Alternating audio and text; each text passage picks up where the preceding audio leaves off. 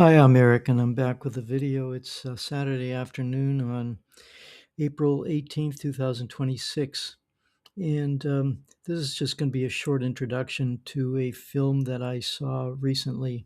This movie is called Asoka, and it's about the Indian king. He was a prince of a kingdom, and there was, as often happens, a conflict between brothers about who's going to inherit the kingship of this kingdom, and he is forced out. Apparently, he's got to go into hiding because his brothers are conspiring to kill him. Not just one; he's got several brothers, and they all, for some reason, they don't like him.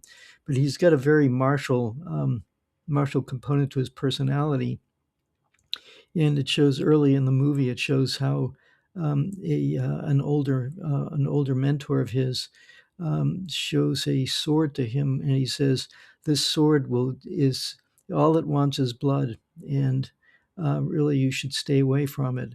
But the young boy, in this case, as the young Asoka couldn't have been more than 10 years old, goes and fishes the sword out of the water, and then he proceeds to um, gain the ambition to be king and to be willing to do whatever it takes to in order to do that. He goes into exile and he meets this beautiful woman, and he's in hiding. He can't tell anybody who he actually is because of this danger to his life. But he meets this beautiful woman who just happens to be the princess of a rival country, and her life is also in danger because of these kinds of court intrigues. And they fall madly in love with each other, and he marries her. But she still doesn't know who he actually is, and he doesn't know who she actually is. So the movie proceeds, and eventually he comes back to his kingdom, and he defeats his brothers, and with the help of an ally who he meets along the way. This guy who's a very accomplished soldier, and who becomes his ally.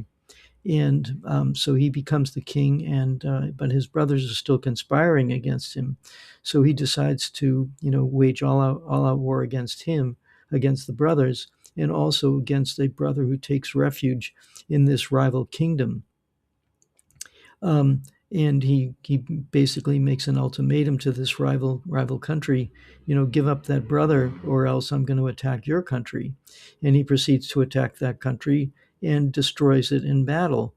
But it turns out that what he doesn't realize until the very end is that the love of his life is the princess of this country, and he has a great awakening there, that what he has been doing, he says, I've conquered all these people and I've destroyed everything. And so and this is basically a true story.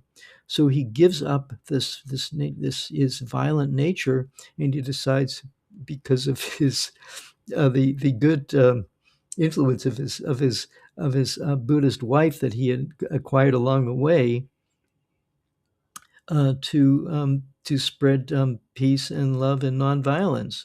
So in this age, when we have rulers who are absolutely bloodthirsty and ruthless and megalomaniacs, trying to run the world, this movie is a very telling story about the possibility of redemption, even for somebody as ruthless as so-called Ashoka the evil, and he became Asoka the spreader of truth.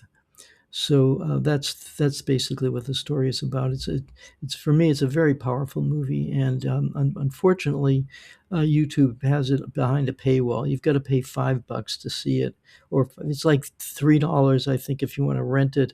I bought it so that I have it permanently, so I can watch it, more than once. I had seen it, maybe 10 years ago or more, and I always remembered the what it was about, and I also knew the story of Ashoka. So the reason why I'm kind of bringing up this whole situation is because that's basically what I've kind of tried to dedicate my life to, is to, bring some sanity and some kindness and wisdom into the conversation here of our society, which seems to be rapidly going down the drain. And there are flickers of optimism. I'm seeing there are some people who are kind of waking up, but that wake up has not appeared in the leadership. So hopefully, by people watching this movie and seeing it, and maybe even spreading it among your friends, we can increase this wisdom and loving kindness and seeking for peace, so that eventually that will all trickle up to the powers that be, and they will finally see the light and make the world what it's meant to be, instead of this ruthless dog eat dog dystopia that we seem to be sliding into. So that's what I want to say about this movie. So I please hope that you can read the commentary that I have below this video, and if possible, if you're not able to access it for free, then it's worth paying for $5. So thanks again, and we'll talk again soon.